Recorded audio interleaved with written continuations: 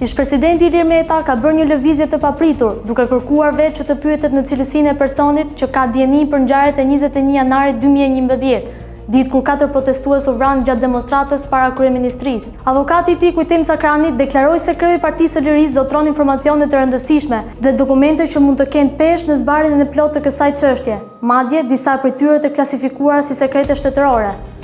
Sipas Sakranit, Meta nuk kufizohet vetëm në deklarime verbale, por pretendon se disponon materiale të shkruara.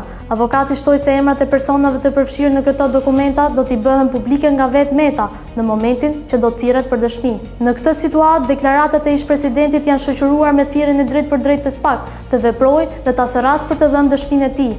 Meta mendon se ka fakte që mund të ndikojnë në hetimin e ri të 21 janarit për një ngjarje që prej më shumë se një dekade vijon të mbetet e pambyllur dhe pa qartësuar plotësisht. Nëse Meta vërtet disponon prova të reja apo dokumente të falsifikuara për SPAK, pritet të marrë një vendim për të thirrur dhe për të vlerësuar peshën e informacioneve që ai pretendon të posedojë.